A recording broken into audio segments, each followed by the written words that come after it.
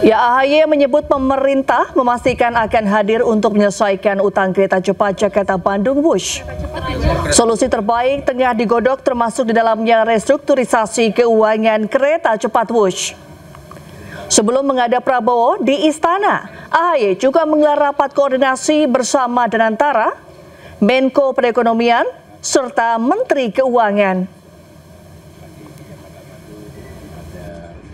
Kita pastikan, tadi Bapak Presiden menyampaikan bahwa terkait dengan kereta cepat Jakarta-Bandung, tentu negara pemerintah akan hadir. Dan kita melibatkan semua pihak. Tadi siang bertempat di Kementerian Koordinator Bidang Infrastruktur dan Pembangunan Kewilayahan, kami menggelar rapat koordinasi. Tadi saya mengundang Menteri Investasi yang juga adalah CEO Danantara, Bapak Rosan Roslani, dan jajarannya, kemudian Menteri Perhubungan Bapak Dudi Purwagandi dan jajarannya, termasuk para pejabat di Kementerian Koordinator Perekonomian dan juga Kementerian Keuangan. Kami sepakat untuk menghadirkan solusi yang terbaik, yang paling visible, yang paling baik untuk semua. Semua ingin mengambil peran, mengambil bagian dari tanggung jawab untuk melakukan restrukturisasi keuangan kereta cepat Jakarta-Bandung. Dan pada akhirnya kalau itu sudah selesai, kalau itu sudah bisa kita carikan solusi yang terbaik, barulah kita secara bersamaan juga mengembangkan kereta cepat untuk jalur-jalur berikutnya. Termasuk beberapa saat yang lalu, Pak Presiden menyampaikan kenapa tidak Jakarta-Surabaya, bahkan sampai dengan Banyuwangi. Harapannya akan membuka atau memberikan jalan bagi pemerataan pembangunan. Ini berbicara keadilan. Saya ulangi, berbicara keadilan dan pemerataan antar wilayah. Tidak boleh ada yang tertinggal dan tidak boleh ada yang kemudian tidak terjangkau. Dengan demikian kami tentunya optimis atas arahan Bapak Presiden Prabowo Subianto, segala permasalahan atau isu yang sedang berkembang ini bisa dituntaskan tentunya bersama-sama dengan pihak Tiongkok.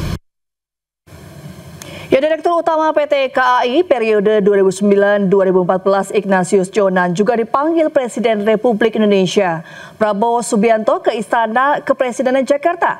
Diduga kedatangan Jonan terkait proyek kereta cepat Wush. Ya, ketika ditanya maksud kedatangannya, Jonan mengatakan tidak mengetahui akan membahas apa dengan Presiden. Jonan menyebut hanya memenuhi undangan dari Sekretaris Kabinet Teddy Indrawijaya. Jonan juga enggan berkomentar lebih lanjut terkait utang kereta cepat Wush. Dokumen kayaknya handphone, agenda. Oh, agenda ya, Pak. Dokumen, Pak. Ya, Pak, tiba-tiba aja nih, Pak. Sama ya, Pak. Saya kira kalau saya nggak tahu ya, kalau soal Wush sih beliau nggak tanya ke saya pandangannya apa segala enggak. Ya nggak ada sama sekali dibahas. Saya pikir sih mestinya beliau kan pasti punya kebijakan sendiri ya mengenai ini kan ya. Kan Wush-nya sendiri kalau secara operasional bagus. Kalau yang lain-lain ya mungkin tanya beliau sendiri deh. Gitu tadi ya misalnya soal pengelolaannya bagaimana, hutangnya bagaimana, mungkin boleh tanya sendiri sih karena tadi nggak dibahas. Ya, sementara Direktur Utama PT Kereta Api Indonesia Bobi Rashidin mengatakan PT Kereta Cepat Indonesia Cina atau KCIC mendukung penuh langkah KPK yang tengah mengusut kasus dugaan korupsi. Bobi memastikan KCIC patuh dan taat kepada hukum. Tadi tidak banyak membahas mengenai itu, ya lebih banyak membahas mengenai layanan kereta komuter, terutama yang ada di Jabodetabek. Ya, tapi beliau sedikit menyinggung bahwa ini akan segera dibicarakan yang untuk kereta cepat. Yang jelas PT Kereta Cepat Indonesia Cina sangat patuh dan taat kepada hukum dan kami sangat mendukung permintaan-permintaan data atau kesaksian dari KPK.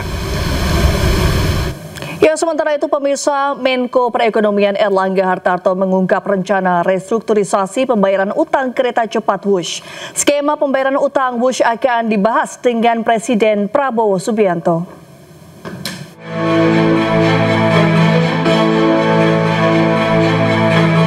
Skema pembayaran utang kereta cepat UWUS masih menjadi polemik. Terkait hal ini, Menteri Koordinator Bidang Perekonomian Erlangga Hartarto menegaskan polemik mengenai restrukturisasi utang proyek kereta cepat akan dibahas secara khusus bersama Presiden Prabowo Subianto.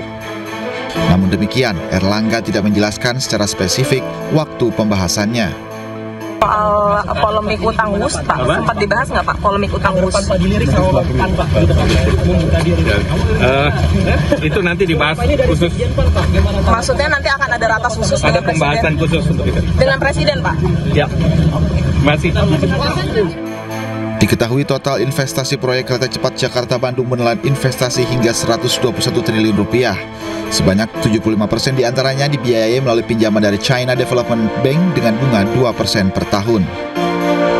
Dari Jakarta, Bagus Prasetya Adi, Yudi Permana, iNews melaporkan. Ya, kita ke informasi lain. Pemirsa, Mahkamah Kehormatan Dewan DPR kembali menggelar sidang dalam kasus dugaan pelanggaran etik 5 anggota DPR nonaktif, yaitu Adis Kadir, Uya Kuya, Eko Patrio, Nafa Urba, dan Saroni. Ya, sidang pendahuluan hari ini mengundang para saksi hingga ahli. MKD meminta keterangan mereka terkait dugaan pelanggaran etik 5 anggota DPR saat sidang bersama DPD 15 Agustus 2025 dan pernyataan terkait tunjangan DPR. Ya, dalam sidang etik ini sejumlah video bukti dugaan pelanggaran ke-5 anggota DPR nonaktif juga diputar.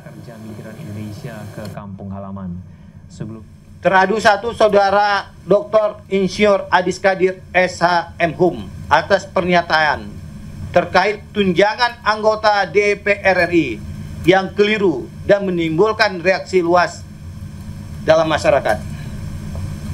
2. Teradu Saudari Nafa Indria Urba atas pernyataannya yang telah memberikan kesan hedon dan tamak dengan menyampaikan bahwa kenaikan gaji dan tunjangan itu sebuah kepantasan dan wajar bagi anggota DPR RI.